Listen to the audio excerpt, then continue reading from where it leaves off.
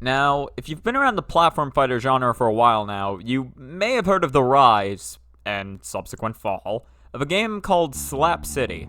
Now, this game has all the usual things you'd come to expect from a game in this genre. A versus mode that allows up to 4 players to play at a time, some stages that are 100% banned from competitive play because, well, look at this shit, and even some single-player content.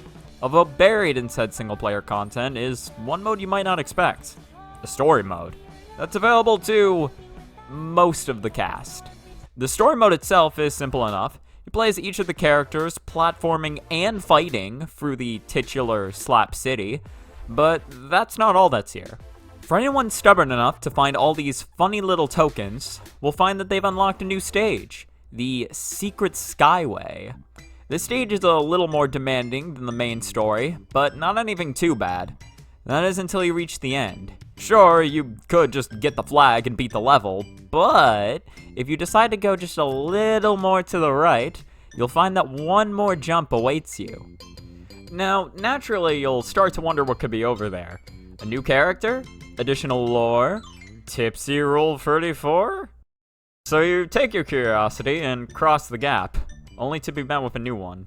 You hop down it, and what awaits you at the bottom is a level so ridiculously difficult, it can only be described in one word. Impossible. Or, as the game refers to it as, the Omega Oblivion of Obliteration. For the sake of simplicity, I just refer to them as the impossible levels. You can just call them whatever the fuck you want. Today, what I'm going to be doing is covering how to beat each of these impossible levels, as well as how to clear the final jump in Secret Skyway for each character. While these jumps may seem somewhat unrelated, most of these jumps teach you a mechanic about the character that'll be extremely useful in the level itself, so I'm covering them all the same. I'll also be trying to describe a couple of different ways to solve some of the jumps, if I think said other solution is either noteworthy or funny enough to mention. Now that that's all out of the way, we need to talk about one last thing. General mechanics. Now, let me clarify. When I say general mechanics, I don't mean shit that you'll typically find in most platform fighters. I'm going to assume that if I say something like do a down tilt or a back air or an up B, you know what I mean by that. Although, as a quick side note, I should mention that I do go back and forth between the terms B and special, as well as smash and strong, as platform fighters kinda mix between these. Just know that if I say do an up B in one sentence and then I say do a down special in the next, I'm talking about the same button. I'm also going to assume that you know what each character's basic moveset does, as if you don't know this, you really don't stand much of a chance of clearing the levels to begin with.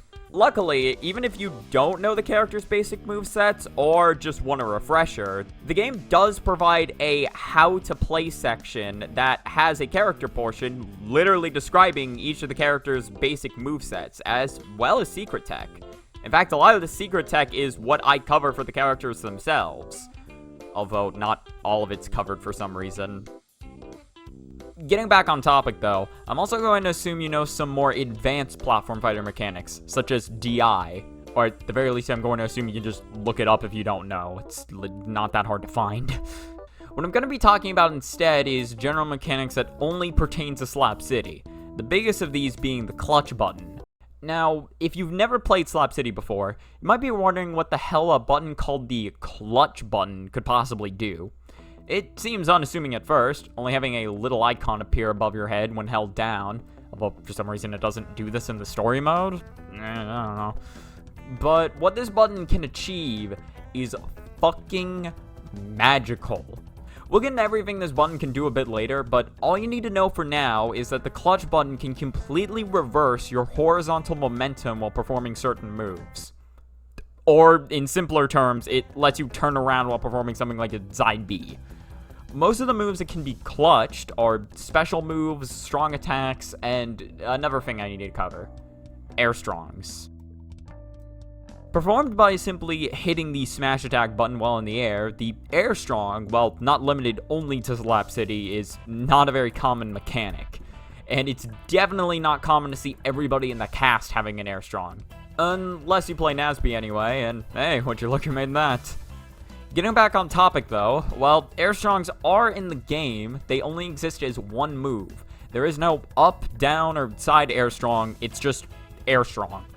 While Air Strongs aren't the most mind-blowing thing, they are incredibly important for clearing most character stages. In some cases, it's as useful as the clutch button itself.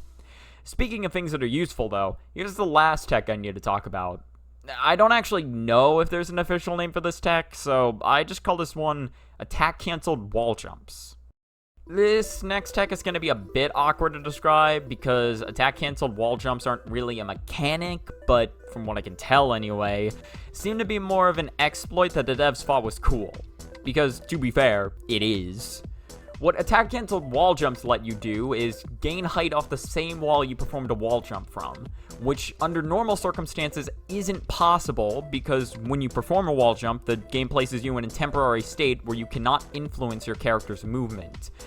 That is, unless you perform an aerial immediately after performing said wall jump, in which case you are completely free to move your character back towards the wall to perform another wall jump.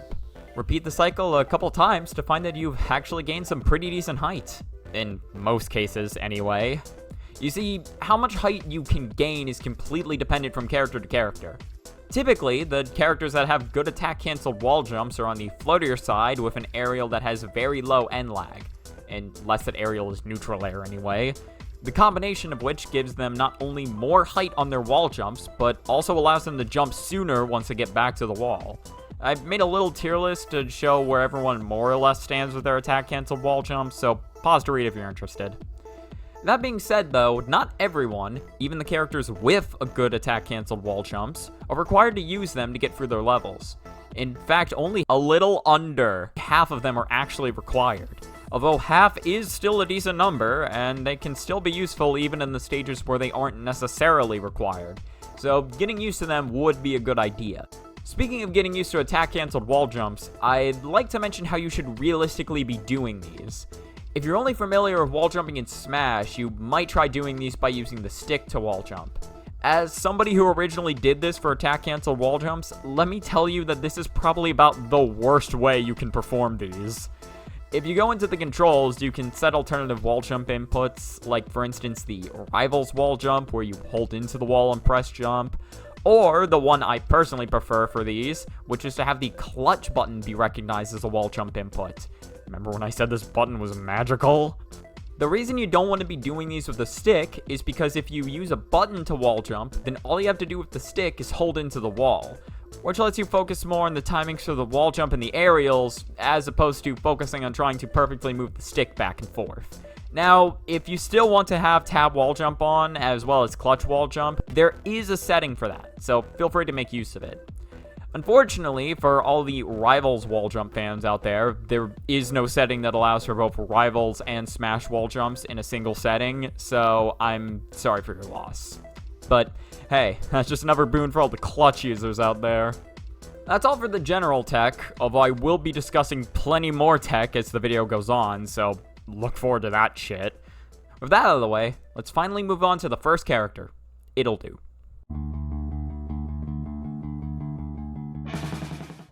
In order to make Ittle Dew's first jump, what you have to do is stand near the edge of the third to last block and do a side B, making sure to immediately set the stick back to neutral so the bomb doesn't fly forward too much. Afterwards, run forward and jump off the ledge so you get hit by the right side of the bomb, and make sure to hold fully right on the control stick when the bomb explodes to get launched as far as possible.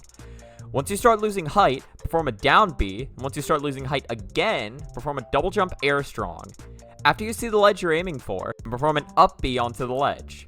This first jump is pretty nice as it gets you used to launching yourself with explosives as well as doing down B into double jump air strong, which, trust me, you will become very familiar with as the level goes on.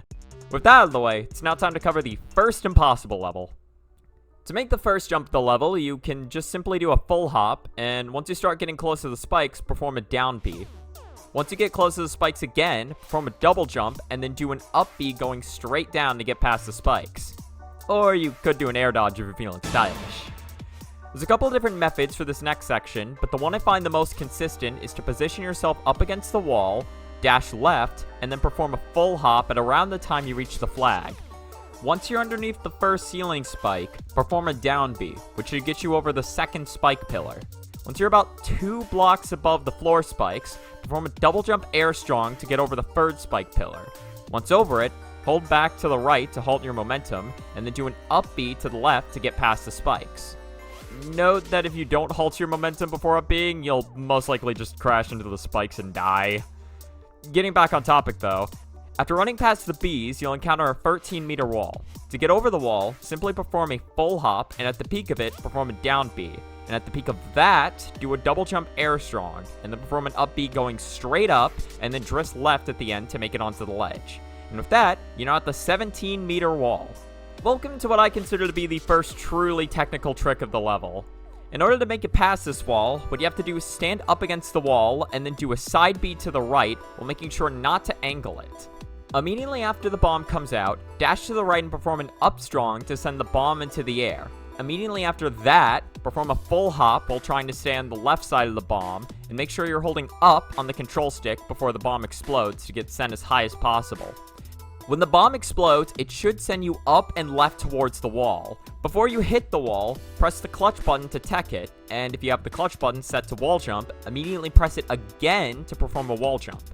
After the wall jump, perform a down B into a double jump air strong, making sure to drift back towards the wall, and from here, simply perform an up B going straight up and then drifts left. With that, you should now be on top of the wall, and all you need to do is fall down to the left to make it to the next checkpoint. An important note here is that this wall has a surprising amount of solutions, and while I know this method of the bomb is a little complex, in my opinion it's better to get used to it now as it's going to be required for a trick later in the level.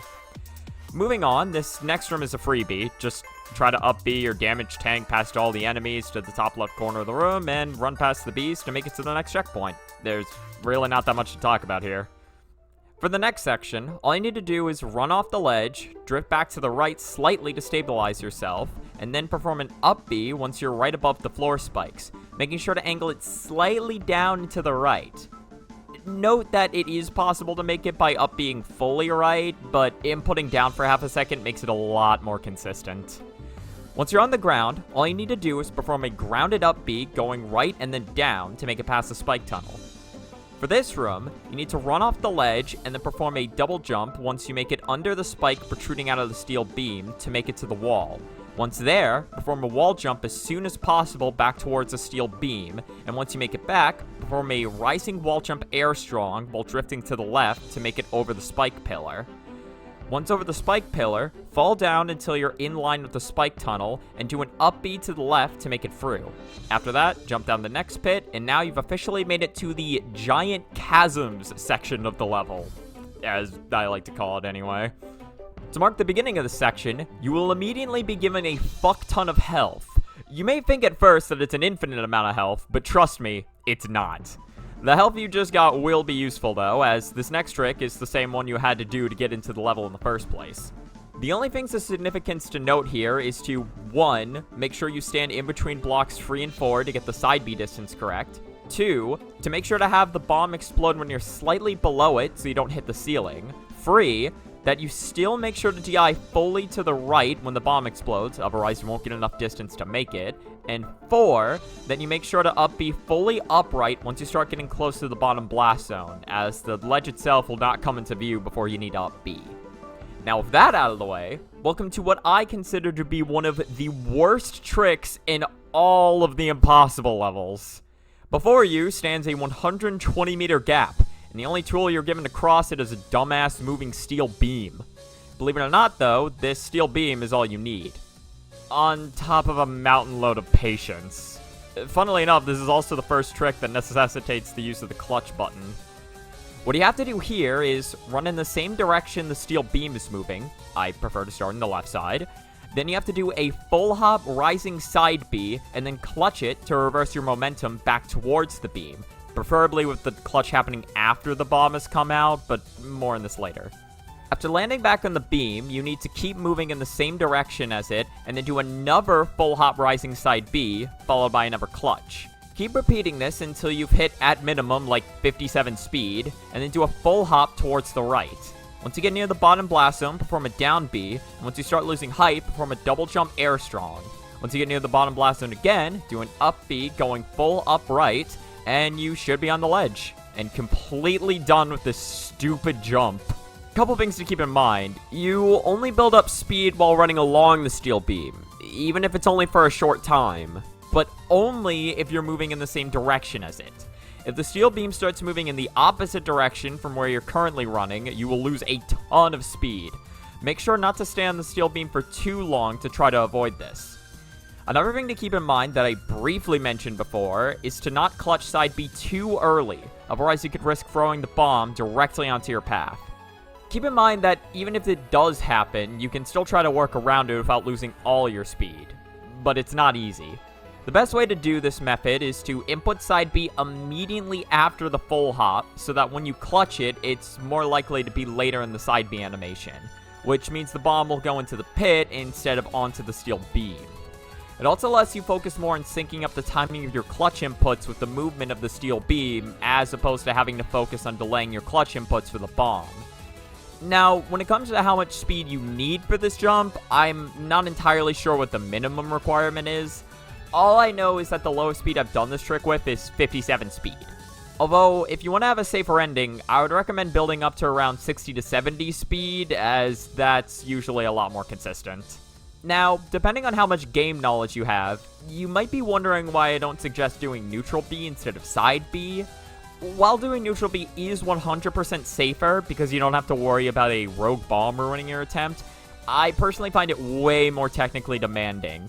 Keep in mind that if you want to build up any momentum, you must be running when you land back on the steel beam.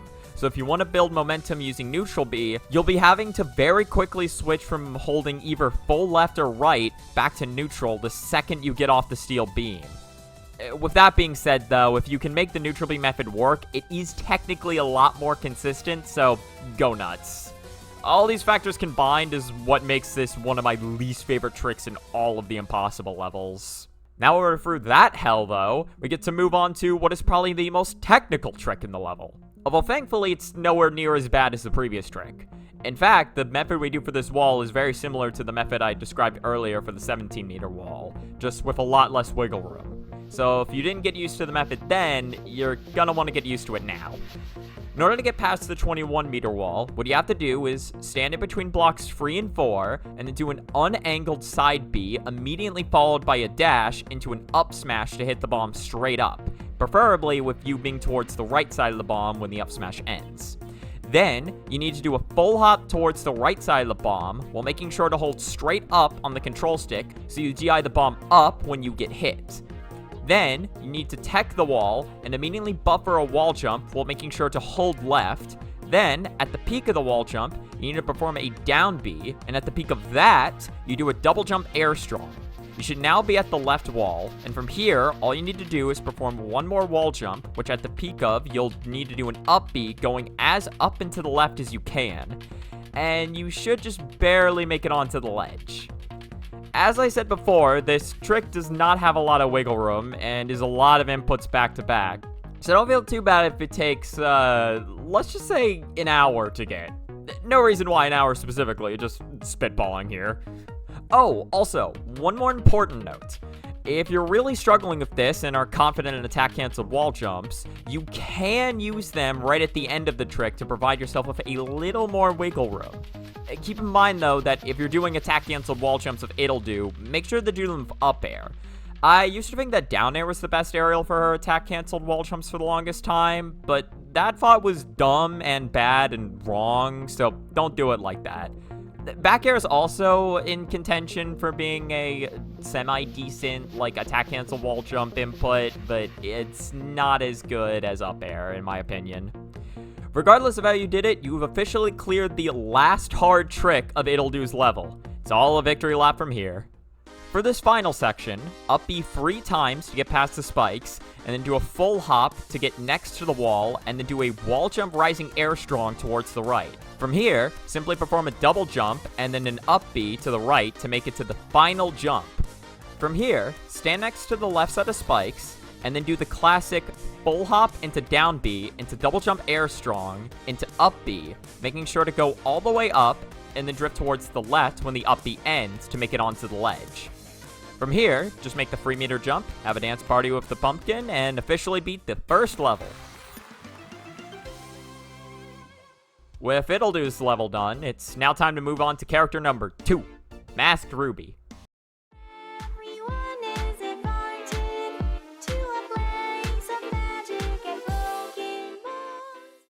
Alright, so Masked Ruby's level hasn't even started yet, and I'm already gonna need to take some time to mention a weird mechanic exclusive to him. This will happen a lot, by the way. In Masked Ruby's case, I need to explain the weird way his side B works. You see, normally, if you perform this move in the air, it will completely cancel any upwards vertical momentum you have, which ends up making rising side B a very bad option for gaining height/distance. But this isn't always the case. As Masked Ruby, if you perform an aerial neutral B to the point where Masked Ruby starts falling, or just perform an aerial side B, you'll be put into a state that I simply refer to as the rising side B state. Hi, hello, Editing Christopher here. So, I learned some very important news about how neutral B works while editing this video.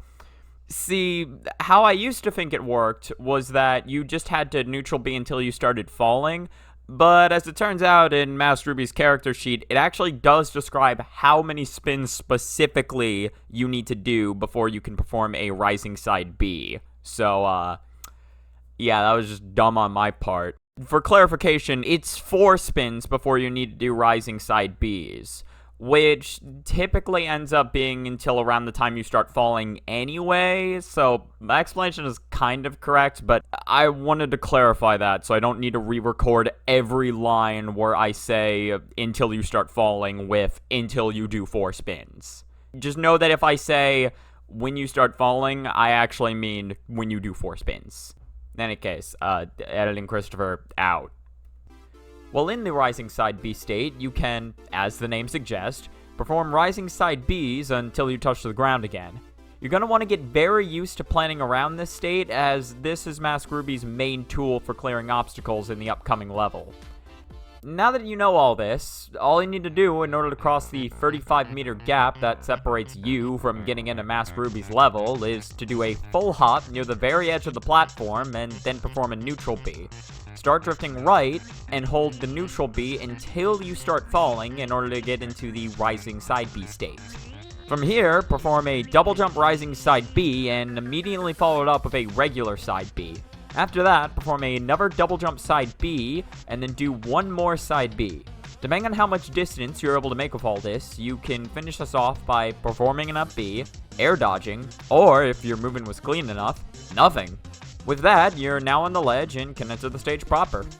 2 quick things to note though, the first thing being about neutral B.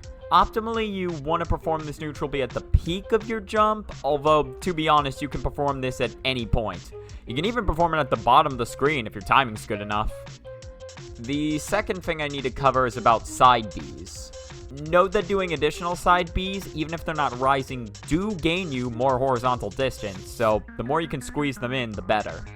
With that covered, we can now officially move on to Masked Ruby's stage. If you got through Ittle Dew's level before, this first jump should look pretty familiar. In order to make this jump, all you have to do is perform a full hop, which at the peak of, you'll want to perform a side B. After that, perform a double jump rising side B into another double jump rising side B. You should now be above the second checkpoint. Once you're above the second checkpoint, you have to get past the spikes guarding it, and unlike Ittle Dew, you don't have a teleportation device, so you have no other choice but to embrace style. For this next jump, what you want to do here is perform a full hop near the edge of the platform, and then do a side B over the first set of spikes. Now from here, you want to do a double jump rising side B over the next 2 sets of spikes, and then perform an air dodge through the spike wall in order to get to the next checkpoint. Next up is the walls again. All you gotta do for the 12-meter wall is to perform a full hop into a wall jump, then do a double jump while drifting back towards the wall, and then do another wall jump into a double jump, then perform an up B and drift towards the left to make it onto the platform. Now onto the real wall. What you need to do here is perform a full hop into a neutral B, making sure that the neutral B lasts long enough to get you into the rising side B state. From there, perform a rising wall jump side B, and then perform a rising double jump side B back towards the wall. Once back at the wall, perform the same series of inputs, and you should now be on top of the wall. No additional inputs necessary. Same as Ittle Dew again, this method is a tad overkill and not entirely necessary for this wall, but it will be for a future wall, so I suggest getting used to it now. The biggest thing you need to get down for this method is the timing for when to let go of the neutral B button, as it always goes on for slightly longer than you're actually holding the button for. Another side note, while tab wall jumps aren't great for attack cancelled wall jumps, they're actually great for this trick, and I would recommend using them over clutch wall jumps if that's what you're using. Yet again, this room is a freebie, with nothing much to talk about. Just damage tank for everything until you reach the next checkpoint. Now, unlike Ittle Dew, this next trick sucks. Jump down while keeping close to the right set of spikes, and then perform a side B. Once you're in the diagonal tunnel, perform 2 down Bs to the right, and from here, keep towards the 2 left blocks while falling. Then, perform a down B towards the left once you're lined up with a small spike underneath said blocks. From there, perform 2 more down Bs while pressing the clutch button to make sure they go up, and then perform an air dodge to the left at the last second to make it to the next checkpoint. By the way, in case you're curious, this is literally the only point in the level where clutching down B is important at all. I probably would have mentioned it as its own thing if, we used it more, but this is literally it. There's nothing else. While this next spike tunnel might look easy, trust me when I say that this trick also kinda sucks. What you need to do here is to perform a full hop while drifting towards the left, and then side B once you're right underneath the top set of spikes. Afterwards, fall for a bit, and once you're about to climb to the bottom set of spikes, perform a double jump. And right before you hit your head on the top spikes again, do an air dodge to the left. While that's not a lot of inputs, you have to be very specific in your timing for all of them, and there is no buffer window. You just have to time it. With that out of the way, welcome to what is probably the hardest trick in the level. What you have to do here is perform a full hop near the edge of the platform while drifting to the right as far as you can. Once you reach the peak of your jump, you'll need to perform a neutral B 3 times in a row. This part is especially tricky because if you perform any of the neutral Bs too close together, you'll continue the same spin, which makes you lose all your height. After the third neutral B, perform a side B into a double jump rising side B, into another side B, into another double jump rising side B, into one more side B for distance. Now, the timing for this next part is kind of awkward, but once you get close to the ledge, start performing down Bs until you're right next to it. Then, perform an up B and start drifting right to hopefully land on the ledge. This trick is very weird in the fact that I kept running into so many solutions that could solve it, but the timings for all of them felt very tight/awkward, especially this shit. This was the most consistent method I could think to describe. Alright, on to the next trick. This one is also similar to Ittle Dew in the fact that it's another trick that requires you to gain a fuck ton of speed in order to cross a 120 meter gap. The key difference being is that this one doesn't suck, as you no longer have to deal with an annoying steel beam. In order to build up enough speed for this jump, you need to run along the conveyor belt and then perform a full hop at the edge of it, making sure to still be holding right when you go airborne. After you're in the air, you need to stop holding right, and then you need to perform a neutral B immediately followed by a clutch to turn around. From here, start holding left and do a double jump to stay above the conveyor belt. Once you're past the conveyor belt, let go of left and perform another clutch neutral B back towards the conveyor belt while making sure to hold right before you land back on it. After you're back on the conveyor belt, immediately jump to gain a bit more speed. From here, keep rinse and repeating this movement, making sure to delay your clutch timings as to not overshoot the platform until you've built up around 60 to 70 speed. At which point, you can do a full hop off the conveyor belt to attempt to cross the gap. Make sure to use both your double jumps as well as your neutral B to make it to the other side, as these moves don't halt your momentum. If all went well, you should now be done with the pit. Note that the reason I emphasize stick movement so much in this trick is because you lose a decent amount of speed with each clutch neutral B unless you start drifting in the direction you're moving in immediately after the clutch. And you don't even gain speed in the first place unless you're running in the same direction as the conveyor belt. The timing for the neutral Bs is kind of weird, but just keep holding in the direction you're flying in until about a second before you perform the neutral B. That's what typically works for me anyway. Another note, While this trick can be made at 60 speed, the ending is way more technical in my opinion. Just wait until you build up around 60 to 70 speed and then send it. And with any luck, you should be at the higher end of the spectrum. Now on to the big wall again. This 21 meter wall, believe it or not, can be dealt with in roughly the exact same way that the 16 meter wall was dealt with. Just do a full hop into a rising neutral B until you reach the peak of it. Then perform a wall jump rising side B, into a double jump rising side B back towards the wall, into another wall jump rising side B, into one more double jump rising side B. Then perform an up B and drift to the right to make it onto the platform. Alright, home stretch, and luckily this final screen isn't too bad. All you gotta do for the spike tunnel is do a full hop at the edge of the platform, and then perform a side B a little over halfway up so you don't hit the ceiling spikes. But, more importantly, so you don't overshoot and hit the left spike wall. After that, do a double jump rising side B going to the left, into a double jump rising side B going to the right, and then air dodge right before you hit the spikes to make it to the final jump. All you gotta do for this is just line yourself up with the left set of spikes, and then do a full hop into a rising neutral B. Then, perform a double jump rising side B to the right, followed by another to the left. Once you get right next to the spikes, perform an up B and start drifting left in order to make it onto the final edge. After that, make the final 3-meter jump, say hello to the Great Pumpkin, and beat the second level. We're now 1/4 of the way done, and it's time to talk about the next character, Jenny Fox.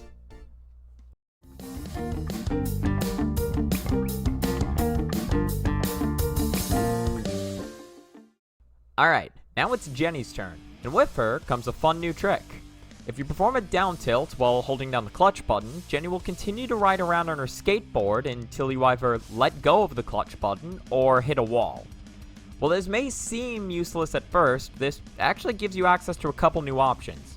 Namely, hitting the special button turns you around, and hitting the attack button makes you do a sick kickflip. The important part about this is that if you perform 15 kickflips while on the board, Jenny will explode and gain a constant of 30 speed in a state the game refers to as the Infernal Cruise. This is what's going to allow us to make it into the level. Start skating on the lower platform and perform around 2 kickflips before turning around so as to not fall off the left side or to collide with the wall on the right side. Note that once you're in the Infernal Cruise state, however, colliding with the wall will no longer cancel the skateboard. So once you've gotten into the Infernal Cruise state, jump onto the upper platform and then quickly perform a jump off said platform. From here, start holding to the right and let go of the clutch button. After that, perform a double jump into an up B while still drifting to the right in order to make it onto the ledge. And with that, you're in. Jenny Fox's level is by far the most straightforward of the bunch. This first jump is a very good example of that. Literally just run forward and do a double jump and then up B and you'll make it just fine. Hell, you don't even need to double jump. You can just do the up B if you feel like it. This next trick is also straightforward, but requires tighter timing than you might think. From the flag, dash to the left and then perform a full hop. Once you're over the first spike, start drifting back to the right to line yourself up with the wall, and then perform a wall jump once you get in between the second and third blocks or lower. Although not too low, otherwise you won't have enough height to make it over the next spike. Once you get past the ceiling spike, perform a double jump to get over the next set of spikes, and once you're over said spikes, immediately start drifting back to the right so you can perform another wall jump, making sure to perform this one as early as possible. As you reach the peak of your wall jump, perform an up B and keep holding left, and you should make it over the final set of spikes and onto the ledge. Note that the timing on the up B is pretty tight, because if you perform it too early, you don't have enough height to make it onto the ledge, and if you time it too late, you just crash into the spikes. Hi, hello, Editing Christopher here again. While working on this video, I found out that if you're really adept at moonwalking, you can actually clear this jump like this. Which, this isn't a good setup, but you can do it, so, go nuts. I just really wanted to share this. Next up is the 12 and 14 meter walls. All you need to do to get past the 12 meter wall is to perform a full hop, and once you're at the peak of it, perform a wall jump. Afterwards, you'll perform a double jump back towards the wall into another wall jump. Then, up B and drift to the left to make it onto the 14-meter ledge. Now that we're here, allow me to officially welcome you to the first trick that necessitates the use of attack-cancelled wall jumps. Luckily, Jenny's attack-cancelled wall jumps are on the easier side to perform compared to the rest of the cast. Just keep in mind that her only good option for attack-cancelled wall jumps is down air. With that in mind, perform a full hop, and then at the peak of it, perform around 2 to 3 attack-cancelled wall jumps. Then, perform one more wall jump, and at the peak of that, perform a double jump back towards the wall. Afterwards, perform an up B and start drifting to the left to make it onto the wall. From there, just fall down to the left and you've made it.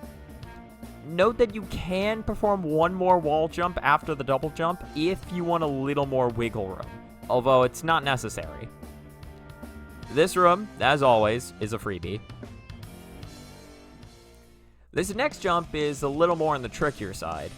What you have to do here is face to the left and then jump into the pit. Then, start holding to the right against the wall. Note that if you don't face to the left here, you'll just die to the upcoming spikes. Once you get underneath the ceiling spike, perform a double jump towards the rightmost wall, and then at the peak of your double jump, perform a wall jump towards the left wall.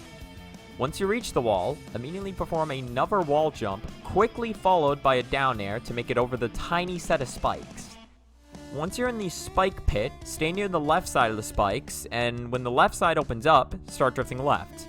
Before you touch the ground spikes, perform an up B, and then start drifting to the left again to make it to the next checkpoint. Something very important to note about this jump. For some reason, the down air helps you cross the gap, although I have no idea why it does. I just know I typically die when I don't perform it. Another thing to note about this is that you can perform an attack-cancelled wall jump here if you're not gaining enough height. Although this is much harder and you shouldn't need to, but I thought I'd mention it anyway. This next gap is simple, as the method for clearing it is literally the exact same way you got into the level in the first place. But now it's even easier, as you don't need to hop onto a ledge before you go for the jump. Alright, so this next trick is kinda jank, but bear with me here. You have a 70-meter gap you need to cross, and they've given you yet another moving steel beam. Luckily, compared to Ittle Dew's steel beam, this one is a lot easier. It's still weird though. What you need to do here is get onto the steel beam, and then get into the Infernal Cruise state. Now, normally there's no way to make this state speed go above 30, but if you fall off the steel beam while moving in the same direction as it, you gain a bit of speed. And you have enough time to turn around and get back on the steel beam while maintaining your speed. Knowing this, what I like to do is to keep flip-flopping back and forth on the steel beam until it feels like I'll be reaching the edge of the steel beam right as it finishes its movement to the right. Afterwards, I'll go until I fall off of the steel beam and immediately turn around to gain a bit of speed, which should roughly coincide with the steel beam moving back to the left. Then, I go all the way to the left, fall off, and turn around again to gain a bit more speed. And I start moving towards the right. Now, from here, you have two options. Option 1 involves jumping off the steel beam early so you can keep your double jump. Afterwards, start holding to the right, let go of the clutch button, and then double jump once you start getting lower on the screen. Once you start falling again, perform an up B, and then drift right to make it to the next checkpoint. Now, keep in mind, that was option 1. Option 2 involves the same setup, but this time, instead of jumping off the steel beam early, you wait just until you fall off the steel beam. And since the steel beam is moving to the right, you'll gain a burst of speed. Take advantage of the speed by immediately performing a double jump, and then after letting go of the clutch button, perform an up B to the right, and you should make it. If I'm being honest, this jump is more of a pain to describe than it is to do, as there's so many weird ways you can do this jump and still have it work. Just trust me when I say that this was the simplest method I could find. Next up is the 19-meter wall. This jump is, yet again, very simple, but requires very strict timing. What you have to do is perform a full hop, and at the very peak of it, perform your double jump. And at the very peak of that, you need to start performing wall jumps, going back and forth up the wall as high as they'll go. Once you can just barely see the next checkpoint, perform an up B, and then drift either left or right. and you should just barely make it onto the ledge. Alright, we're at the final trick, and luckily this is not that much harder than the first jump in the level was. Simply just up B into the bumpers, and the second you touch them, perform another up B. Keep doing this until you reach the top of the second bumper. From here, you'll want to have the bumper launch you up and to the left towards the spike tunnel. From here, start drifting left, and then right before you touch the spikes, perform a double jump. Afterwards, perform an up B right before you touch the spikes again, and you should just barely make it onto the ledge. From there, make the 3-meter jump, do some target practice with the pumpkin, and beat the level. Now that we're done with the simple level, it's time for something a little more complex. Next up is Fishbunjin.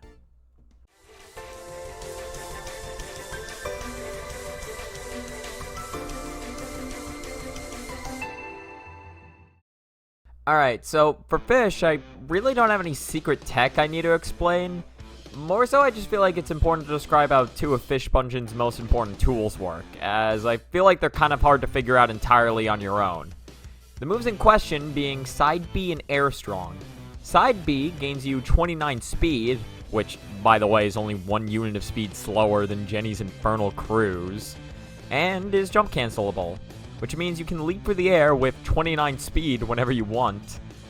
Air Strong is a move which completely stalls Fish's vertical momentum and can be clutched at any point during the animation.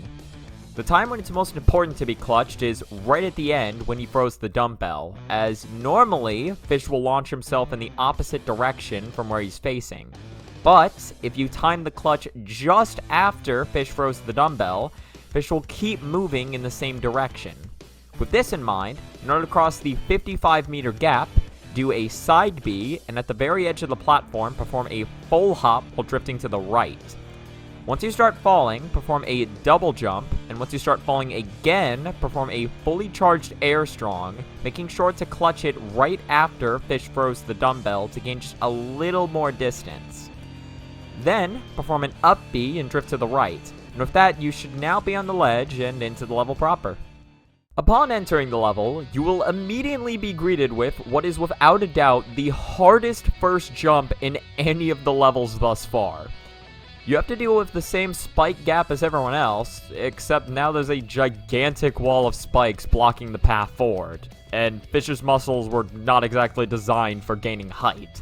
So, what do? Well, what you gotta do is stand next to the starting wall and then perform a full hop, which at the peak of, you'll perform a wall jump and immediately follow it up with a side B. Then, immediately afterwards, you'll follow that up with a double jump into a fully charged Air Strong. Once Fish throws the dumbbell, press the clutch button so you don't get launched away, and depending on your positioning, you're either going to want to up B towards the left or the right. Then, you'll want to start drifting towards the right once you line up with the platform to just barely land on it. From there, just fall down and you're done. Note that for the up B, what dictates whether you need to up B to the left or the right is entirely dependent on how early or late you decide to clutch the Air Strong. Clutching it early will make it so that you're far enough away from the ledge to where you can just perform an up B to the right without bonking on the ceiling, but there's no good indication for when you need to clutch in order to make the spacing work. You just kind of have to guess. That's why, even though it's a bit more awkward, I like to clutch after the dumbbell is thrown, and just up B to the left, as the indication for when you need to clutch is much simpler. Also, another side note. While attack cancelled wall jumps can gain you a little more wiggle room for this jump, they're really not that helpful here, so I wouldn't recommend them unless you're really struggling to gain enough height. Moving on to jump 2, and thankfully this trick is a lot easier. All you gotta do is perform a side B, and then perform a short hop near the edge of the platform. Once you start getting close to the bottom spikes, perform a fully charged Air Strong, and then clutch after Fish throws the dumbbell to make it onto the ledge. Alright, next up is the oh-so-classic walls. These ones being 12 and 16 meters, respectively. The 12-meter jump can simply be bypassed by performing a full hop into a wall jump, into a double jump, into an up B, followed by drifting to the left to make it up to the 16-meter wall. Now, this one's a bit more messed up. What you gotta do is perform the same full hop into wall jump into double jump as before, but now you need to drift back towards the wall so you can perform another wall jump and immediately follow it up with a fully charged air strong towards the right. The end of the air strong will fling you back towards the wall, and from there, you need to perform one more wall jump into an up B going towards the left in order to just barely make it onto the ledge. From there, just fall down and you're on to the next checkpoint. Note that you can also perform the air strong to the left and then perform a clutch to send you back towards the wall. While this will let you be closer to the wall during the charge, it doesn't seem to gain any additional height, so just perform whatever feels comfortable. From here, just flex on this upcoming room and move on to the next. This next jump isn't anything too bad. All you gotta do is perform a side B to build up speed, and then perform a short hop into the pit. Once you get close to the spikes, perform a wall jump to get close to the other wall, and once you're close to the other set of spikes, perform another wall jump. Then, once you get close to the third set of spikes, perform one more wall jump, and then do a fully charged air strong, making sure to clutch it right at the end, in order to clear the set of spikes. From here, just fall down while holding to the right until you get underneath the steel beam, and then perform a double jump, and at the peak of that, perform an up B. Then, just drift right to make it to the next checkpoint. This next jump is even easier than the last. All you gotta do is perform a side B and then full hop near the edge of the platform. Then, once you get low on the screen, perform a double jump, and then once you get close to the bottom blast zone, perform a fully charged air strong, making sure, as always, to clutch it at the end. Then, perform an up B to make it onto the ledge, and with that, you're at the next checkpoint. Alright, now that the easy jumps are out of the way, it's time for Fish's hardest trick of the level. This is a 61-meter gap, which is just barely long enough to make the method you just used non-viable. Not to mention the two treadmills forcing you in the opposite direction, but, that's neither here nor there. What you have to do in order to solve this nightmare is to perform a side B and then full hop to the right just before touching the treadmills. From here, keep holding right until you've made it over the first treadmill, at which point you'll want to immediately perform a side B going in the opposite direction. Afterwards, keep holding left and you should just barely land on the treadmills. From here, run on them for around half a second before performing a full hop, which you'll want to immediately follow up with a clutch down B to send yourself flying in the other direction. From here, just wait until you get close to the bottom blast zone, but not too low, and then perform a double jump. Afterwards, wait just a bit again, and then perform a fully charged air strong, as always, making sure to clutch it immediately after the dumbbell is thrown. After that, up B towards the ledge, and you should just barely make it. And with that, the hardest trick of the level is now dealt with. This next jump is very similar to Jenny's. The only real difference is that you are a gigantic muscular fish with a dumbbell. What you have to do is perform a full hop, which at the peak of, you'll perform a double jump. And at the peak of that, you'll start wall jumping back and forth up the wall as high as they'll go.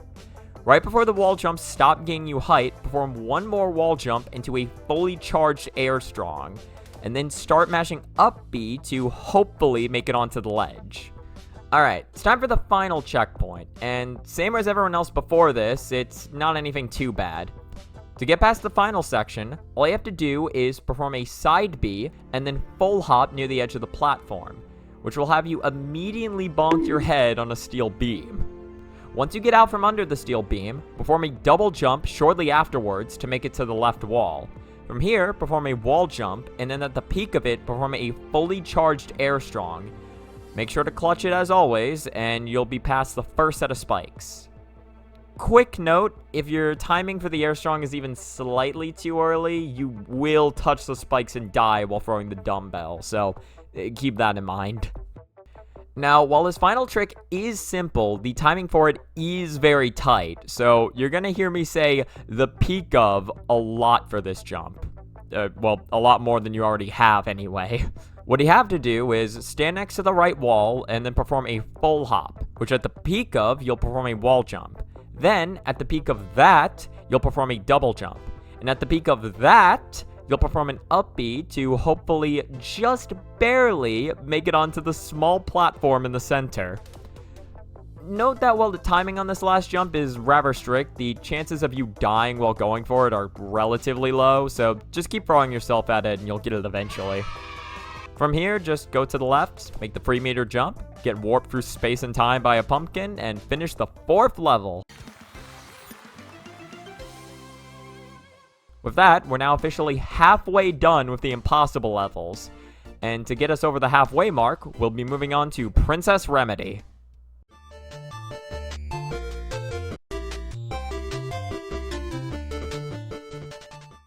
Alright, time to explain Princess Remedy's gimmick, and luckily there isn't too much to explain here.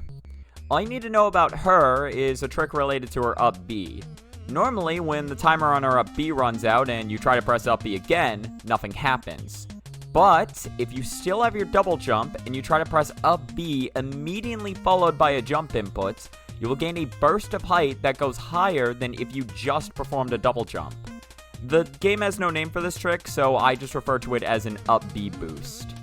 This is what's going to be Princess Remedy's main tool for clearing obstacles. Well, aside from the up B itself anyway. Hi, hello, Editing Christopher here again. I realized while going back for this that I never mentioned that you can also do Remedy's up B boost by pressing jump and then special. I don't typically do it like that, but it is another way you can do it, and I realized I should have mentioned it sooner. Now, with that being said, it's not actually required for getting past this first jump, although it does make it a little easier, so I'll be describing the method that uses it. All you have to do is perform a full hop near the edge of the platform, and then start holding upright on the control stick. Then, perform an up B when you're about lined up with the platform you leapt from. From here, make sure to keep holding upright the entire time to maximize the height and distance you get from the up B. You'll then want to cancel the up B as soon as possible, preferably with an up air as that has very little end lag, although forward air works as well. Then, you want to immediately perform another up B and cancel it with another up air. Then, perform one more up B. You should run out of juice shortly after and start falling. Wait a little bit, and then perform the up B boost to make it to the ledge. Note that if you're still coming up a little short, you can still air dodge at any point after performing the up B boost, so use it if you need to. With that, we can now move on to the stage. Alright, so luckily compared to Fish, this first trick is infinitely easier. You can get past it by simply doing a full hop in place, and then start holding upright the moment Princess Remedy leaves the ground. Once you get close enough to the spikes, to where an up B will just barely get you over, perform an up B and keep going until you run out of juice. Wait until you get above the 3rd set of spikes and perform an up B boost. If you lined everything up correctly, you should just barely make it over the 4th set of spikes. From here, wait until you're about to touch the spikes and perform a tight air dodge going straight down to get through them. Something to know if you're comfortable with canceling Remedy's up B is that you can do that here to give yourself a little more wiggle room for getting past the 3rd set of spikes. In fact, if you're good enough, you don't even need to perform the up B boost at all if you feel like it. Also, fun fact, all the ceiling spikes at the starting point aren't actually real for some reason. Well, except for one of them anyway. Moving on to checkpoint 2 now. This trick is even easier than the first. All you have to do is start holding up left, and shortly after falling off the platform, perform an up B. Then, wait until you get over the first spike pillar, and perform an up air. Once you're vertically lined up with the set of spikes you just passed, perform another up B, and wait until you're over the 2nd spike pillar to perform another up air. Once again, wait until you're lined up with the set of spikes you just passed, and perform one more up B, but make sure not to cancel it. From here, start holding straight left, and once you get lined up with the center of the spike wall, perform an air dodge to get through. Onto the walls now, these ones respectively being a 12 and 16 meter wall. Luckily for Remedy, she doesn't struggle with either. All she has to do for the first wall is stand next to it and perform a full hop into an up B going straight up. Once she runs out of juice, do a double jump into an air dodge also going straight up, and hold left to make it onto the ledge. The 16 meter wall is similarly straightforward, since all you have to do here is perform a full hop and then perform around 2 to 3 attack cancelled wall jumps. Afterwards, perform one more wall jump and then double jump back towards the wall. From here, perform an up B going straight up, and once you run out of juice, perform an air dodge going up left to make it past the wall. From here, just fall down and you're through. In this next room, inject all the enemies with steroids until you're satisfied, and move on to the next checkpoint. Now, stop me if you've heard this before, but this next trick is also fairly straightforward. All you have to do is run off the platform and keep holding left until you hit the wall. From here, perform a wall jump whenever you feel like it. Seriously, the timing really isn't that important for this one. Then start holding up right and perform an up B once you get under the steel beam. Then, once you get close to the concrete blocks, perform an up air and keep holding right until you hit the next wall. From here, wait until you get close to the spikes to perform a wall jump and start holding up left. Then, perform another up B to make it to the next gap. At this point, you should be out of up B juice, so cancel over an up air and start drifting towards the wall. Perform one more wall jump, start holding up left again, and perform an up B boost to make it past the final set of spikes. No air dodge necessary. Next up is a 41 meter gap, which would be hard to get through if we didn't already know about the up B boost. Perform a full hop near the edge of the platform and start holding up right. Sometime after you hit the peak of your jump, again, really doesn't matter when, perform an up B and immediately cancel it with an up air. Immediately afterwards, perform another up B, which will cancel with a second up air, and then perform one more up B. Once you run out of juice, perform an up B boost and then air dodge up right once you get near the platform to make it. Alright, now we have a somewhat tricky jump on our hands, although it's still not as annoying as Ittle Dew's. Nothing can be as annoying as that trick. This trick is pretty similar to Ruby's. Hell, the gap is even the same distance, except it has one extra step. What you have to do is hold right along the conveyor belt and then perform a full hop. During the full hop, perform a side B and immediately both clutch it and start holding left. Then, immediately afterwards, press the shield button to cancel the side B. From here, perform a double jump, and once you get to the left side of the conveyor belt, perform another side B into clutch, hold right, and then shield cancel.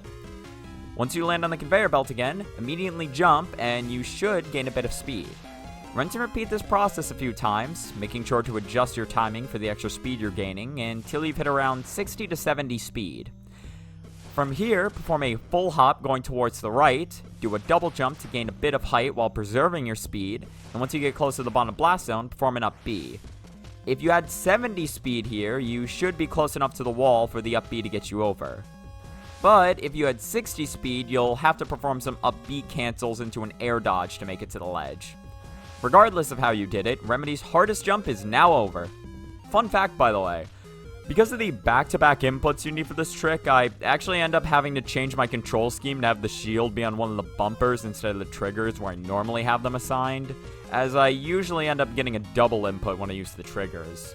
That's not really important to anything, I just wanted to vent about that fact.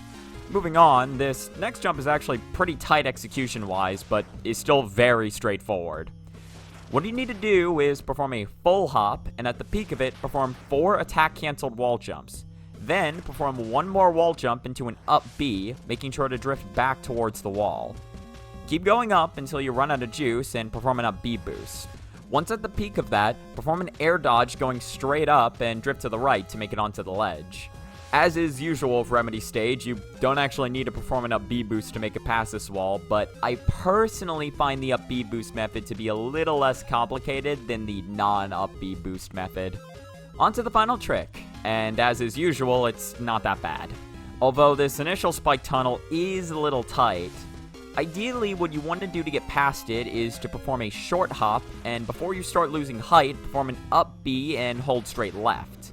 Then, once you're past the ceiling spikes, start holding up left. This next spacing is kinda weird to describe, but once you think you're far enough to the left to not ram into the spikes to your right, start holding straight up, and as soon as you run out of juice, perform an up B boost to the right. Keep holding straight right until you're right above the spikes, and from there, perform an air dodge, also going straight right. With that, luckily, now that you've made it past that, this next section is a lot easier execution-wise. All you have to do is stand underneath the bumper, perform a full hop, and once you reach the peak of it, perform an up B going straight up. And once you get close enough to the bumper, perform an air dodge to cut straight through it to the top.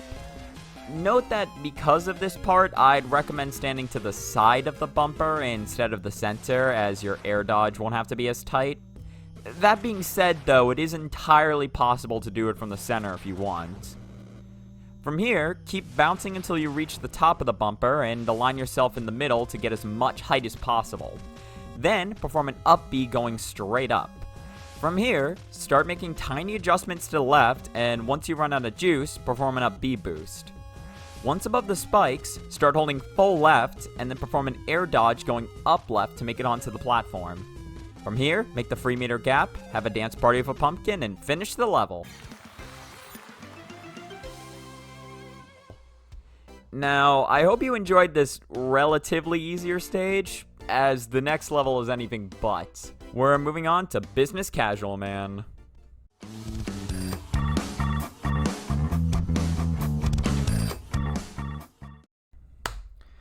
Alright, on to Business Casual Man's pre-level jump. And luckily, his is pretty straightforward once you know how his up B works. Normally, his up B kind of works like a weird Firefox, where you press up B, he charges up, and in that time, you can aim him in whatever direction you want. Once aimed, he will fling himself helplessly in the direction you chose until he either lands or dies trying.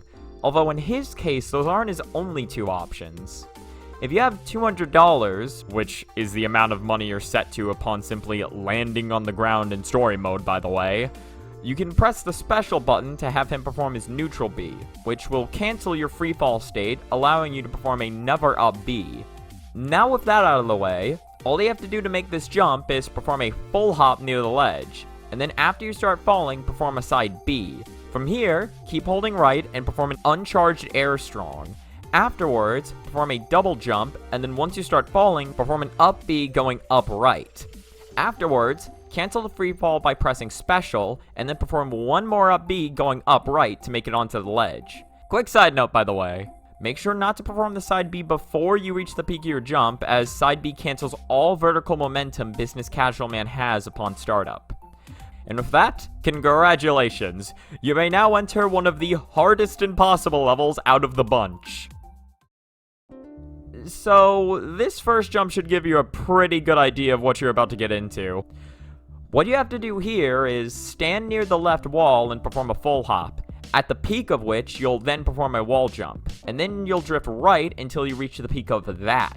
From here, you perform an up B aiming towards the bumper, and you should just barely touch it. Once you touch the bumper, make sure to immediately up B again to make it to the top of the bumper. From here, position yourself in the center of the bumper to gain as much height as possible, and then start drifting towards the spiked wall. Once you start falling, perform a double jump, and at the peak of that, perform an up B going straight up. And once you reach the peak of that, perform an up B cancel, and then up B one more time, going up and slightly to the right to get over the final spike. Then, just drift right to make it into the pit. Now that that's over, it's time for something way harder. What you have to do for this one is line yourself up at the wall, and then dash left and perform a full hop at the flag. Keep holding left until you get underneath the ceiling spike, and from here, perform a double jump into down B to get through the safety spikes. Oh yeah, a quick side note. You might be wondering what the hell these safety spikes are.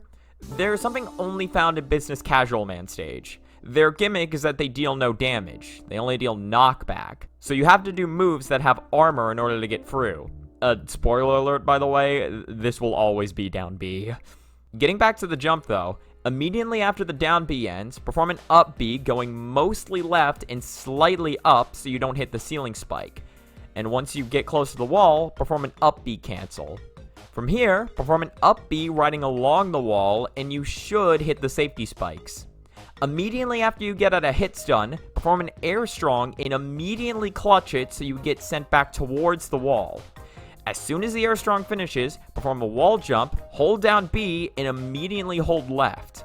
If performed perfectly, you should barely make it into the safety spike tunnel.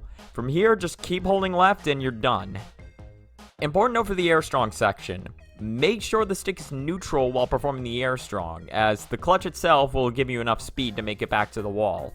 If you try holding left while performing the air strong, you'll just end up hitting the safety spikes and ruining the attempt.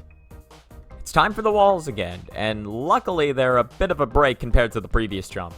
As soon as you hit the checkpoint, you'll see another one of Business Casual Man's exclusive gimmicks, that being these crystals, which the level expects you to farm money from. But keep in mind that your money still resets to 200 every time you land, so you're gonna have to get creative. But that's just for the other ones, you can ignore this one. In order to get past the 16-meter wall, all you have to do is perform a full hop into a wall jump, into a double jump back towards the wall, into an up B going straight up. Cancel the up B at the top, and then perform one more up B going straight up. Then, drift left to make it onto the ledge. Alright, up next is a 17-meter wall, and this one will actually require you to use a crystal. What you have to do here is perform a full hop, which at the peak of, you'll perform an up B going straight up. Once you reach the peak of that, perform an up B cancel. Now, here's the interesting part. You need $200 to perform another up B cancel. You already got $100 from hitting the crystal with both up B and neutral B respectively, so now you just need to farm 100 more.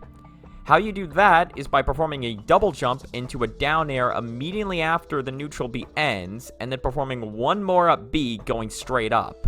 With that, you should now be at $200, so once you get to the peak of your up B, cancel it, and then perform an up B going up and just slightly to the left. Once you get over the spikes, start drifting left, and you should make it onto the wall. Afterwards, just fall off to make it to the next checkpoint.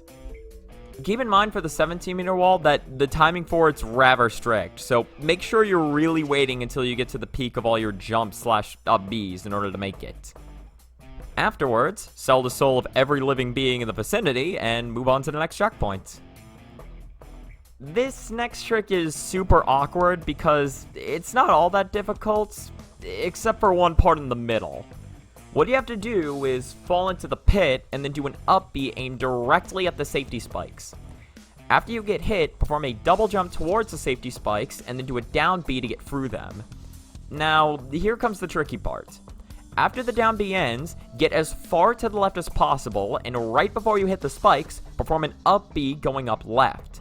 Then, cancel the up B when you get close to clearing the spikes. If you manage not to die, start holding back towards the wall and wall jump as soon as you get there. From here, start holding left to gain momentum, and a bit after you start falling, perform a charged air strong to hopefully gain enough distance to just barely clear the tiny spike pillar. If you manage to successfully clear the spike pillar, release the air strong and perform a wall jump once you get close to the final set of spikes. From here, perform an up B around the time you get to the 2 ceiling blocks and hold upright to make it over the spikes. With that, you should now be at the next checkpoint. Now, allow me to take a quick minute to tell you about how much I hate the up B cancel section of this trick. You have to time this shit so perfectly, and no matter how many times I do it, I still don't quite understand the timing. Ideally, what you want to have happen is that you cancel the up B at just the right time so you're able to immediately drift back towards the wall so you get as much height as possible to clear the spike pillar. The problem with this is the fact that the neutral B extends your hurt box, so if you're too close to the spikes, your hand will get hit and you die. But if you're too far away from the wall, then you don't gain enough height to make it past the spike pillar. Now, that being said, I have had one time where I got the animation of neutral B to end just soon enough not to get me killed, but if you look at the footage, I'm like 1 frame away from dying, so I wouldn't recommend trying to replicate this. Rant over. Now, this next trick is also kind of awkward as you solve it in the same way you entered the level, except now you have a whole lot less wiggle room. Perform a full hop at the very edge of the platform, and shortly after the peak of your jump, perform a side B. From here, keep holding right and start mashing air strong until one comes out, and immediately after it ends, perform a double jump. Slightly after the peak of it, perform an up B going up right, and once you start falling, cancel the up B and perform another, also going up right to make it onto the platform. This jump is surprisingly tighter than it looks, and there's no real good visual cues to go off of. Just know that having more height here is typically better than stalling at the bottom of the screen. Alright, it's time for Business Casual Man to cross the giant pit. And unlike most characters having to deal with the giant pit, his is more so awkward than it is technical. What you have to do is perform a full hop going to the right at the same time that the steel B moves to the right to gain a bunch of speed. From here, perform an up air to get $60 from the first crystal, although as long as you get $50, it's fine. Then, do a double jump down air on the second crystal to get another $50, and immediately afterwards, perform an air strong. Once you get in the up B range of the next crystal, perform an up B at it, and then perform an up B cancel to gain $50 more. Afterwards, up B again, making sure to angle it as up and to the right as you can while still hitting the crystal to gain $50 more. From here, keep going right until you see the glorious chair, and perform one more up B cancel into up B to make it onto the chair. From here, either try to stop on the chair to take a breather, or just slide off it and perform one more up B to make it to the next checkpoint. Keep in mind, by the way, that landing on the chair gets you your $200 back, so you can even perform an up B cancel if you need to. Now on to the final section of the pit. What you need to do is perform a full hop at the edge of the platform, and after the bumper comes into frame, perform a double jump. Once you're lined up with the bumper, perform an up B into it, and then keep performing up Bs until you reach the very top of it. From here, perform a side B into an air strong to get some distance, and then start mashing up B so you don't hit the bottom blast zone. Once the up B comes out, angle it upright, and perform an up B cancel slightly after reaching the peak of the arc. Then, perform one more up B going upright, and you should make it onto the ledge. Couple things to note here. Do not use side B before the bumper, as side B will only halt your vertical momentum once. Also, while I say you should angle the up Bs upright, keep in mind there's so many angles that constitute as upright that how up and to the right you should go specifically depends entirely on where you are on the screen, which kind of varies a lot for this jump. Just try your best to guesstimate it, you'll get it eventually. With that, we're now done with all the hard tricks, although this next jump is still kind of tight. What you have to do is perform a full hop into a wall jump, into a double jump, into another wall jump. Then, drift to the left and perform one more wall jump as soon as you can. Once you reach the peak of the wall jump, perform an up B going straight up, and at the peak of it, cancel it and perform one more up B going mostly up and angle it either slightly to the left or right. With that, you should now be on the ledge. Note that using attack-cancelled wall jumps can be helpful here, but as usual, they're not necessary. Not like you really want to perform his attack-cancelled wall jumps anyway. Alright, final trick time. What you gotta do here is stand near the right spikes and perform a full hop. Once you reach the peak of it, perform an up B. From here, drift left to touch the bumper, and then immediately perform another up B to make it over the bumper. From here, land on the top middle of the bumper to get launched as high as possible, and then perform a double jump while making sure to position yourself near the right side of the spikes. Then, perform an up B going straight up. Once you reach the peak of it, perform an up B cancel, and then perform one more up B going mostly up, but slightly to the right to make it to the final bumper. Now, what you want to have happen here is that you touch the bumper, and then you immediately start holding left to gain speed, and then you perform a down B right before hitting the safety spikes so that you can fly through at least half of them with armor. Then, you just keep holding left to make it through the rest. What will probably happen is that you won't have enough speed, and you'll be launched back out towards the bumper. Luckily, you get your double jump back whenever this happens, so just use it to reposition and try again. With any luck, you should make it through before you mess up and accidentally touch a spike. Note that if you're struggling to gain enough speed, try to hit the corner of the bumper that's closest to the safety spikes, as that gains you a lot more speed here. From here, make the 3-meter jump, roll in all your glorious wealth, and finish the stage.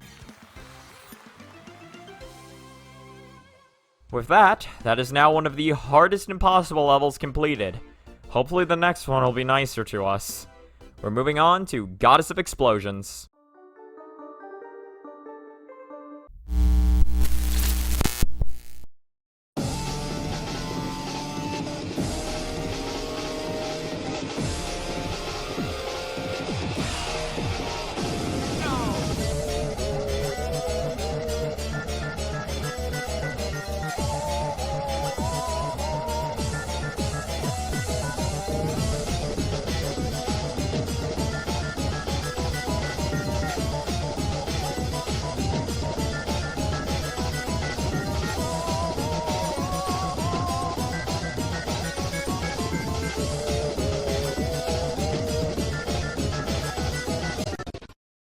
Welcome to hell, population you, me, and a 7-foot goddess of death and destruction. Goddess of Explosions has by far the hardest impossible level out of all the other characters. It's not even close.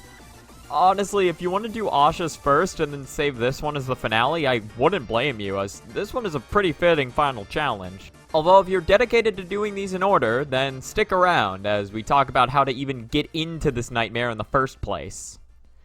Luckily, this first jump is really easy. All you have to do is stand on the flower box and perform a side B. At any point, once it's over the pit, given it's not too far away for you to reach, that is, jump after it and perform a down air. Once the down air connects, press the clutch button and Goddess of Explosions will turn around. By the way, yes, you can clutch your down air. Don't ask me why, you just can for some reason. From here, just keep holding right, and once you're about to be lined up with the ball, perform a forward air to get launched to the right. This next part is kind of awkward because there's no good visual cue for it, but once you start falling, perform a double jump, and once you start falling again, perform an up B while making sure to keep drifting right. And you should make it onto the ledge. Something to keep in mind with forward air is that it's heavily affected by your drift when performed. It doesn't matter so much for this trick because you'll naturally be wanting to hold right at the point when you perform the forward air, but this piece of info will be crucial for future jumps. Also, another note if you feel like showing off, you can actually skip performing the up B and do an air dodge instead if your positioning is good enough.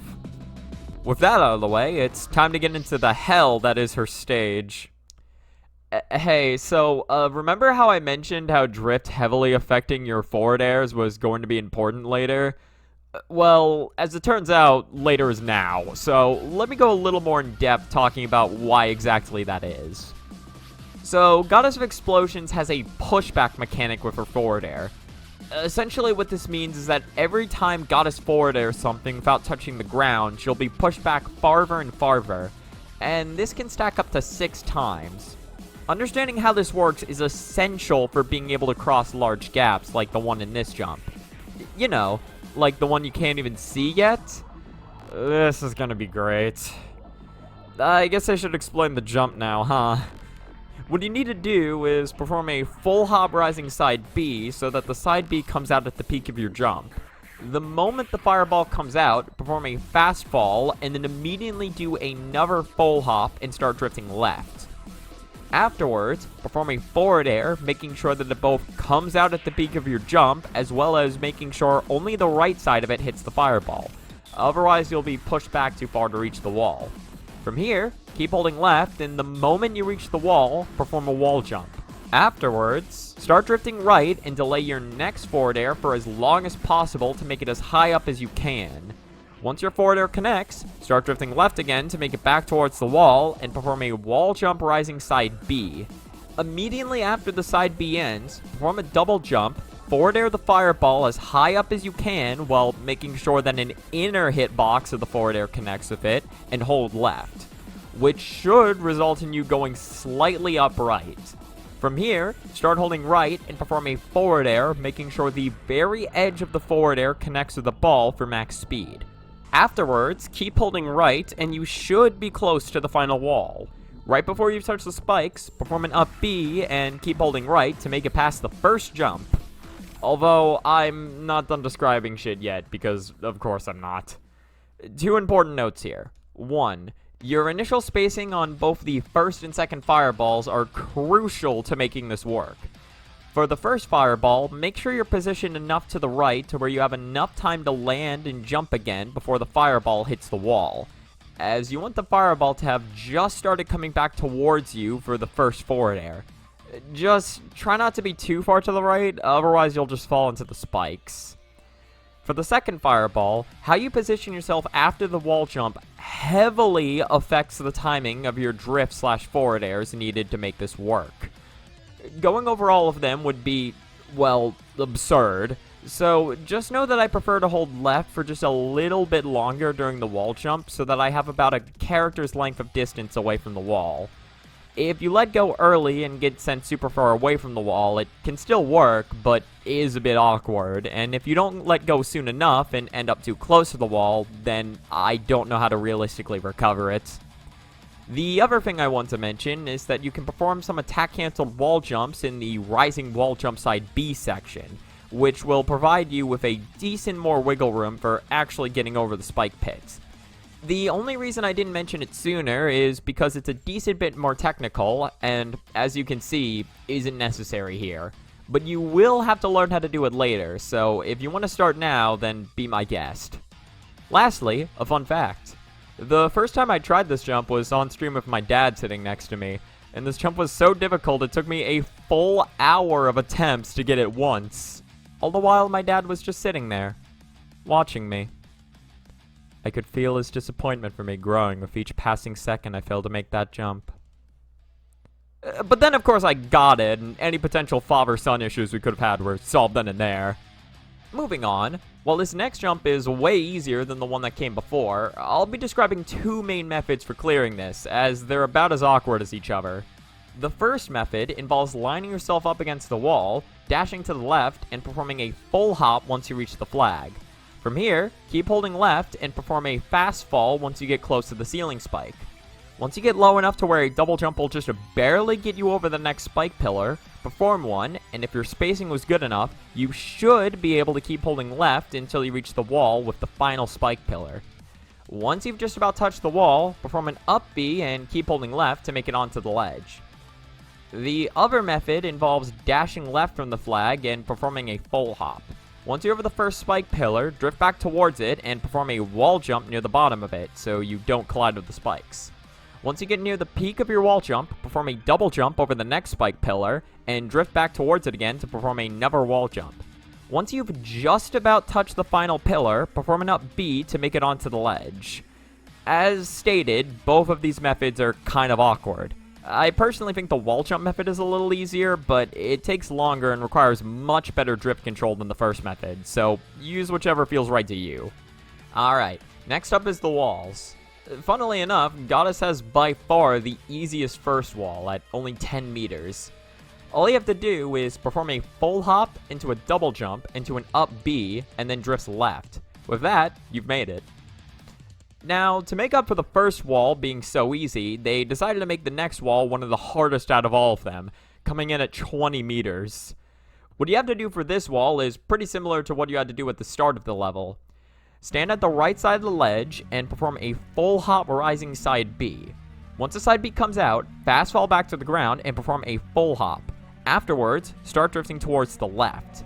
Then, perform a forward air, making sure the right side of the forward air connects with the fireball. From here, keep holding right and perform a wall jump as soon as you can. After you forward air the fireball again, drift back towards the wall and perform 2 attack-cancelled wall jumps, followed by 1 more wall jump. From here, perform a double jump going back towards the wall, and then perform an up B and hold left, and you should make it onto the wall. Fall down, and from here, you're good. Afterwards, immolate your way through the upcoming room and move on to the next. This next trick involves using Goddess's hilarious forward smash and the fact that it can be clutched. What you have to do is line yourself up with the flag and perform a forward smash to the right. Once you've gotten to around the third block, clutch it and make sure to start holding left, as that will help you maintain your speed when you get into the air. You should have 38 speed if performed properly. Once you reach the far left wall, perform a wall jump and immediately start holding right and perform a back air to maintain as much speed as possible. Then, after you reach the right, rinse and repeat the process to reach the left wall. From here, perform the same inputs one more time, but make sure to wall jump as high up as possible. Otherwise, you won't have enough height to make it over the spikes. Once back to the right wall, perform a wall jump, and once you get close to the spikes, perform a double jump, and you should be at the left wall again. From here, perform 1 more wall jump, and once you get close to the spikes, perform an up B and hold right, and you should just barely make it past the spikes. Another side note for the collection. While I say to use back air in this trick, keep in mind any aerial, besides down air, works perfectly fine for stalling your momentum. You can even use neutral air if you want to. The reason I recommend using back air specifically is because the way it shifts your hurt box makes it a lot easier to get under the spikes. Alright, this is when the level truly starts to get fucked up. If you're at all familiar with speedruns of this level, you might be expecting me to talk about some crazy spike launch strategy in order to get past this next pit. And while I'd love to, unfortunately that method has been patched long ago. So I gotta discuss a way more convoluted method instead. What you have to do here is stand near the checkpoint and perform a full hop rising side B, and then fast fall once the fireball comes out. From here, get close to the right spike and dash towards the left and perform a moonwalk, at the end of which you'll perform a full hop. Keep holding right, and once the fireball is towards your left side, perform a forward air, making sure the leftmost side of the forward air is what hits the fireball.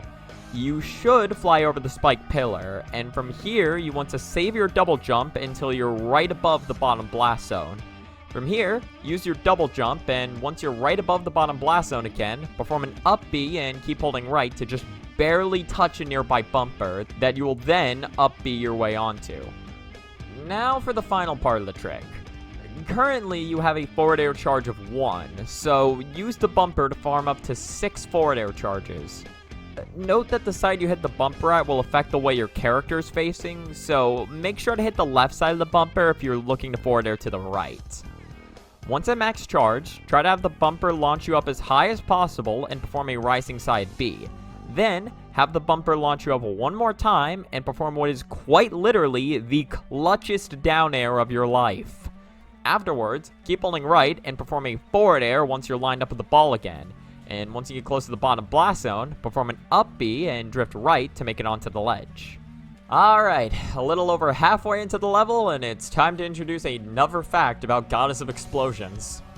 Earlier, I discussed how Goddess's forward air can be charged up to 6 times. Well, as luck would have it, her side B can also be charged. If you hit said side B, it'll gain more damage and knockback, and this can be stored up to 10 times. According to the game, anyway.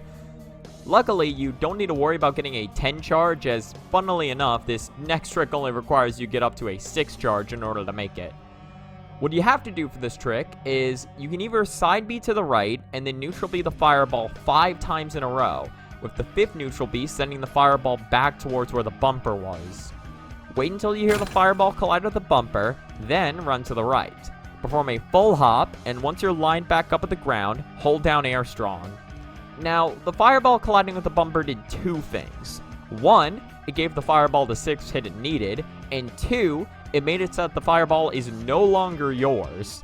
So make sure to keep holding right, and the fireball should collide with you, sending you way out to the right.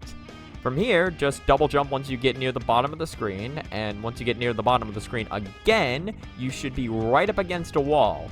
So just up B and hold right to make it to the next checkpoint. Now for the other method. It's about the same as the first method, but it involves sending the side B to the left and hitting it with a forward tilt. Then it will hit the bumper, and then you can hit it with another forward tilt. After the third forward tilt, it should be up to a 6 charge, so wait for the sound cue and do everything the same as last time. This second method is a lot less technical than the first, although it is a lot slower, and since you're bouncing the fireball between you and the bumper, there's always a chance you can get hit. But again, just choose whichever one feels right to you. Alright, so this next jump is not very long, but the timings are absurdly tight. What you have to do here is run to the right and perform a rising full hop side B towards the left. Keep holding left, and you should make it back onto the platform. From here, you want to perform a full hop in line with the fireball, which at the peak of, you'll perform a forward air and start holding left, so you can perform another forward air at the peak of the small boost you get. From here, keep holding left to keep yourself steady, and once at the peak of the second boost, perform a double jump, and then perform an up B once you're at the point where holding right won't send you into the spike wall. Afterwards, start holding right, and you should just barely make it past the spikes. The up B portion of this trick is super weird to describe, as any slight change in where you're positioned beforehand changes when you need to start holding right. I personally try to be slightly off kilter from the center of the spike pit towards the right, as I feel this is the most straightforward timing, as you just need to hold right the second you perform the up B, but this is far from the only timing that works. Just make sure not to be too close to the spike wall, because that will never work. Alright, only 2 jumps away from glory, and unfortunately neither one of them is very easy. For this first jump, what you have to do is more or less the usual to start. Perform a full hop rising side B, fast fall, then perform a full hop into forward air, into wall jump, into forward air, and drift back towards the wall. Now from here, it's a little different. Perform a rising wall jump side B towards the wall, and then perform a double jump towards the wall. On the way, hit the fireball with the innermost hitbox of forward air, and once you reach the wall again, perform a wall jump, which at the peak of, you'll perform a forward air while drifting back towards the wall. Once you reach the wall, perform one more wall jump, and then perform an up B at the peak of it to make it onto the upper platform, which houses the final trick. Now, this last jump, unsurprisingly, is the most painful one in the level, requiring every absurd bit of wall jump tech you've learned so far. What you have to do is stand on the wood platform and perform a full hop rising side B, and wait to perform a full hop until the fireball is just about out from under the ceiling. Once you and the fireball are no longer under the ceiling, perform a forward air and keep holding left so you can perform one more. After the second forward air, start holding right to make it to the wall and perform 2 to free attack canceled wall jumps. Then, perform a rising wall jump side B. From here, use your double jump and drift right so you can forward air the ball and reach the wall. Once there, immediately perform a wall jump and forward air the ball one more time while drifting right so you can perform one more wall jump, which at the peak of, you'll perform an up B and hold fully to the left. If you did everything right, you should just barely touch the bumper, from which you'll immediately perform another up B to make it on top of. Now for the final part of the trick. What you have to do is perform a rising side B towards the wall, the higher the better, hit the right side of the bumper to have goddess face left, and on the way up, hit the ball with a forward air and keep holding left to hit the ball with one more forward air, which at the peak of the boost from, you'll perform an up B, and you should make it onto the ledge. Note that while this method is easier when you first get to the bumper with a 4 charge, even if you mess up and build up to a 5 or 6 charge, the trick will still work all the same. You just have to be more precise with your forward air timings. Also, final side note, I promise. Well, for Goddess of Explosions anyway. Make sure to not have too much speed going into the attack canceled wall jump section, otherwise you'll end up being pushed too far away from the wall to gain any substantial height on your first wall jump. The way I get around this is by delaying my forward airs for as long as I can, as that typically makes it so that I don't have too much momentum going into the wall.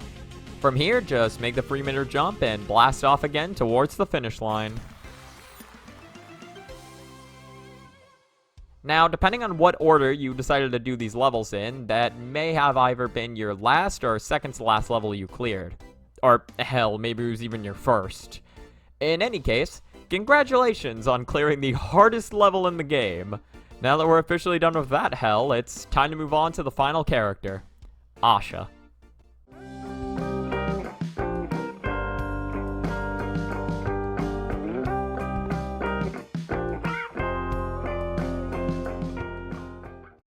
Alright, time to wrap this up with Asha, and luckily I don't have any secret mechanics I need to explain here. All you have to do to clear this jump is run to the right, perform a full hop, install in the air with air strong for about a second or two. Afterwards, perform a double jump and follow it up by performing 3 up Bs going up right to make it onto the ledge. Note that if you're having trouble getting onto the ledge, that you can still air dodge after up Bing. And with that incredibly easy jump out of the way, it's onto the stage. The first jump is about as hard as getting into the level is. All you have to do is hold full right and perform a full hop, which at the peak of, you'll perform an uncharged air strong. Double jump right before you touch the spikes, and once you're above the checkpoint, down B. Or should I say up B down? It's weird. Teleport past the spikes. This next jump is where the level actually starts to get tricky. Getting the initial spacing is kinda awkward here, but what I like to do is stand on the checkpoint and perform a short hop to the left. After about half a second, perform a side B to make it past the first set of spikes, and immediately start drifting back right to perform a wall jump. Once you reach the middle of the box you're in, perform another side B past the spikes, and repeat one more time to make it to the third wall. From here, perform one more wall jump, and once you're right above the spikes, perform a double jump. At the peak of it, perform an uncharged air strong, and immediately after it ends, perform an air dodge going up left to just barely make it onto the ledge. Quick side note for the end of this jump, you can swap the order you perform the double jump into air strong in if your timing's good enough, although this is a lot less straightforward in my opinion. Now onto the walls, and luckily, Asha has pretty easy walls compared to most of the cast. In order to get past the 12-meter wall, all you have to do is perform a full hop, and at the peak of it, perform 3 up Bs in a row, and drift left after the third one to make it up. Now, the 18-meter wall is a little trickier, but not anything too technical. All you need to do is stand next to the wall and perform a full hop into a wall jump. Afterwards, perform a double jump back towards the wall. Then, perform 3 up Bs in a row, followed by an air dodge going up left in order to make it onto the wall. Once at the next checkpoint, stab the shit out of everything that dare breathe and move on to the next. This next jump is both very easy and incredibly difficult for me, and I refuse to elaborate on it more than that. So, let's just move on to what you're actually supposed to do. What you need to do is fall into the spike pit while hugging the left wall, and once you get close to touching the spikes, perform a wall jump. And once you get lined up in the middle of the spikes, perform an air strong to squeeze through. Once past the spikes, start drifting back left and perform a side B to get through the second set of spikes. And once you're through those, start drifting right and perform another side B to get past those spikes. From here, perform one more side B past the final set of spikes to make it to the pit. From here, you have 2 options. You can either drift left to make it to the wall, so you can perform a wall jump to the right, after which you'll do a double jump, and once you're about to start falling below the ledge, perform an air dodge up right to make it onto it. The second option is about the same as the first, but instead of drifting left to the wall, you just drift to the right, perform a double jump, and then perform an air dodge. Regardless of which one you chose, they're not that bad, so you'll be fine. This next jump is a bit awkward to describe, but generally how you should get through it is by performing a full hop at the very edge of the platform. And then once you start falling, perform an air strong. Once you get more or less below the middle of the screen, perform a double jump. And once you start falling after that, perform 3 up Bs going up right. And after the third one, perform an air dodge going up right and hold fully right to make it onto the ledge. So, this next trick is frustrating. Not because it's difficult, but because it mostly just feels like a crapshoot. This is a 98-meter gap with a giant red spike wall at the end, and a conveyor belt that's supposed to launch you straight at it. What typically works for this trick is running along the conveyor belt for around half a second, and then performing a full hop at around the 60% mark, which should have you in the air by the time you reach the end of the conveyor belt. Once you're roughly lined up with the signs, perform an air strong, and afterwards you'll want to wait until you get near the bottom of the screen and perform a double jump. Once Asha is just about to reach the 10-meter sign, perform 3 up Bs going up right to hopefully make it through the spike wall. Even with this strategy in mind, this jump just feels very random, and any visual cues you have for this are flying by your face at 1,000,000 miles per hour, so my best advice is just keep throwing yourself at the wall until it works. Alright, onto the 21-meter wall. There are 2 ways of note for getting past this wall, both of them, yet again, being kind of awkward. The first method involves throwing the attack-cancelled wall jumps tier list into the trash. Stand next to the right wall and perform a full hop into around 2 to 3 attack-cancelled wall jumps. Then, perform one more wall jump into a double jump heading back towards the wall. Then perform one more wall jump. Afterwards, perform 3 up Bs going straight up, and then perform an air dodge going up right and keep holding right to make it onto the ledge. The second method involves removing the attack-cancelled wall jumps by standing next to the wall and performing a full hop, which at the peak of, you'll perform a wall jump. And at the peak of that, you'll perform a double jump going back towards the wall, and then you'll perform one more wall jump, which at the peak of, you'll start mashing up B 3 times in a row as quick as possible to not lose any height, and immediately follow it up with an air dodge going up right, which should just barely be enough to make it onto the ledge. While the second method is a little more technical, I still like it as much as the first method, so use whichever feels better to you. This next checkpoint is very interesting, as it's just a straight up puzzle. The end goal of this puzzle is to get the red and blue pillars blocking the exit to be raised up. The one that seems to be the most problematic is the red one, as you need to hit the red gem to begin with to even get into the puzzle room, which blocks off the exit. There is another red gem in the room, blocked by 2 alternating yellow pillars, but unfortunately, I have no idea how to get to it. Luckily, this doesn't matter. All you have to do is go into the room and touch the checkpoint. Afterwards, leave the room and hit the red gem to close it off again. Then, hop back down to the 21-meter wall room, making sure not to retouch the checkpoint, and kill yourself on the spiked wall. With that, you're now back in the room with the red pillar no longer being an issue. A side note, I have no clue if this is the actual solution or unintended cheese. I just found this from a speedrun, so I took it. Now onto the blue switch, which thankfully is pretty straightforward. All the way on the left side of the room is a tunnel with a blue switch in it. Go past the conveyor belts, and once you get to the end, go underneath them to the right, and you should be where the blue gem is. What you have to do is stand on the small rubble indicator and perform a fully charged down smash. Immediately after it comes out, run all the way to the left and perform a full hop into a double jump to get over the conveyor belt. Once over it, start mashing side B to move as quickly as possible, and once you land, immediately perform a short hop and start mashing side B again, as this will ensure that even if you land on the conveyor belt, you won't be pushed back. Keep this up past the blue pillars and have already touched the checkpoint. Something else to note for this trick is that it's significantly more lenient if you start with the left pillar down first as opposed to the right pillar. On to the final trick. This trick is actually pretty tight, but if you've done everything else up to this point, you can definitely perform this last trick. What you have to do is perform a full hop, which at the peak of, you'll perform a wall jump. And at the peak of the wall jump, you'll do an up B going up right into the wall, followed by immediately buffering a wall jump. Afterwards, perform another up B going up right, and immediately buffer a second wall jump. At the peak of this wall jump, you'll perform an up B going straight up, and afterwards, you'll start drifting left.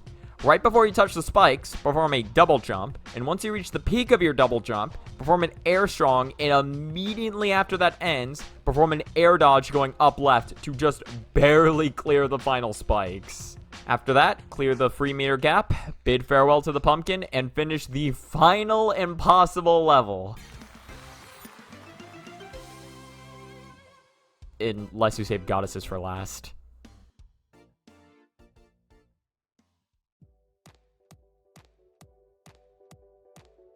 And that's it. That's every impossible level covered. I hope that my nearly 2-hour-long mansplanation was able to help anyone who's struggling with these levels the same way I was. That being said, it's time for the YouTuber outro she is. If you liked this video, make sure to hit the dislike button, as that lets me and me alone know that you really enjoyed this video. Do not subscribe, as I have no clue if I'll make another video like this again. And finally, if you have any suggestions for easier solutions on how to get past these jumps, please make sure to email this address so that Dan Fernacey can put it in the patch notes of the next Rivals V for 2 update. Thank you so much to whoever watched this video. I hope you have a good rest of your time. See ya!